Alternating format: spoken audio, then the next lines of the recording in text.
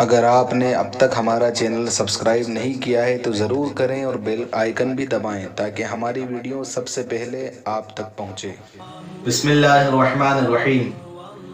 السلام علیکم ناظرین، امید ہے آپ حضرات خیریت سے ہوں گے۔ حضرت ابو بکر صدیق رضی اللہ تعالیٰ عنہ ایمان لائے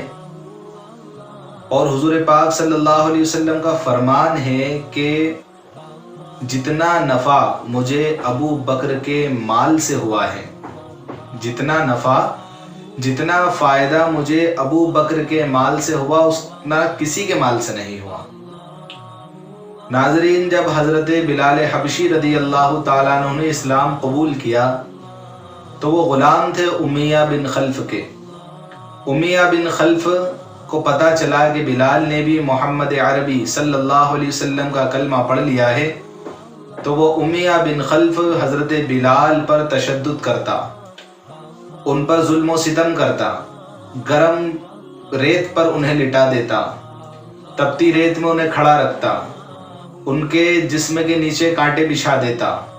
ان کو کوڑے مارتا، بڑی بڑی گرم پتھر کی چٹانیں ان کے سینے پر لا کر رکھ دیتا، اور جتنا اس سے ہوتا حضرت بلال پر ظلم کرتا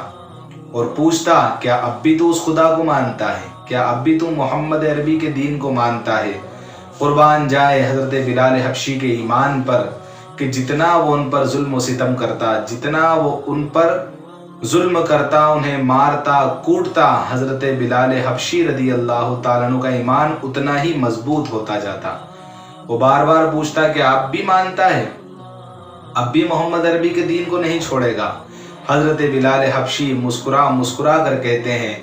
کہ شاعر نے کچھ یوں لکھا ہے کہ تن پہ کھا کھا کے ظالم کے کوڑے، تن پہ کھا کھا کے ظالم کے کوڑے، ہنس کے بولے بلال حبشی میں نہ چھوڑوں گا دامن نبی کا، بے حیا چاہے جتنی سزا دے۔ جتنا ظلم و ستم کرتا حضرت بلال کی زبان سے اتنی بلند آواز سے نکلتا اللہ احد، اللہ ایک ہے۔ جب حضور کو پتا چلا کہ امیہ بن خلف حضرت بلال پر ظلم کرتا ہے تو حضور نے فرمایا کہ بلال کو آزاد کرانا ہوگا، اب بلال کو آزاد کرانا ہوگا۔ حضرت ابو بکر صدیق رضی اللہ تعالیٰ عنہ نے حضور کا فرمان سنا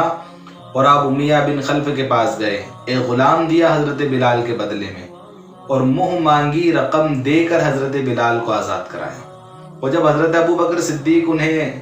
آزاد کرانے کے لیے گئے تھے تب بھی وہ حضرت بلال کو مار رہا تھا۔ میرے بچوں کے ساتھ، آپ کے بچوں کے ساتھ، میرے ساتھ دین کے نام پر ایسا ظلم نہیں ہوا جیسا کہ صحابہ اکرام کی جانوں پر ہوا، لیکن پھر بھی انہوں نے ایمان کو نہیں چھوڑا، اور آج ہمارے ساتھ کچھ بھی ظلم و ستم نہیں ہے یہ، پھر بھی ہم اپنے ایمان کو کمزور کیے بیٹھے ہیں۔ تو اس وقت بھی حضرت بلال کو وہ مار رہا تھا۔ حضرت ابو بکر صدیق نے ایک غلام بھی دیا، منہ بولی رقم دی اس کو، اور حضرت بلال کو آزاد کرایا، آزاد کرا کے حضور کی بارگاہ میں لائے تو حضور پاک صلی اللہ علیہ وسلم ارشاد فرماتے ہیں کہ اے ابو بکر، تم بلال کے خریدار میں مجھے بھی شامل کر لو۔ سبحان اللہ، تم بلال کے خریدار میں مجھے بھی شامل کر لو۔ تو ناظرین، حضرت ابو بکر صدیق کیا ارشاد فرماتے ہیں کہ یا رسول اللہ صلی اللہ علیہ وسلم، میرے ماں باپ آپ پر قربان، بلال بھی آپ کا غلام ہے اور ابو بکر بھی آپ کا غلام ہے۔ اسی لیے تو کسی نے کہا ہے کہ بلال تجھ پر نثار جاؤں، بلال تجھ پر نثار جاؤں کہ خود نبی نے تجھے خریدا، نصیب ہو تو نصیب ایسا اور غلام ہو تو غلام ایسا۔ تو ناظرین، اسی لیے حضور نے فرمایا کہ سب سے زیادہ اگر کسی کے مال سے مجھے نفع پہنچا تو وہ حضرت ابو بکر کے مال سے۔ جب اللہ نے آپ کا یہ عمل دیکھا تو قرآن کریم میں ارشاد فرمایا الذی یؤتی مالہ یتزکا، قرآن میں اللہ نے آیت شریفہ نازل فرما دی، الذی یؤتی مالہ یتزکا، کہ جو دیتا ہے اپنا مال کہ پاک ہو ستھرا ہو اللہ کی راہ میں، وما لأحد عنده من نعمت تجزا، اور اس لیے نہیں دیتا کہ اس پر کسی کا کوئی احسان ہے، الا ابتغاء وجہ ربہ الاعلی، وہ اس لیے دیتا ہے تاکہ اس کا رب اس سے راضی ہو جائے، اور رب کی رضا کے لیے اللہ کی راہ میں مال دیتا ہے۔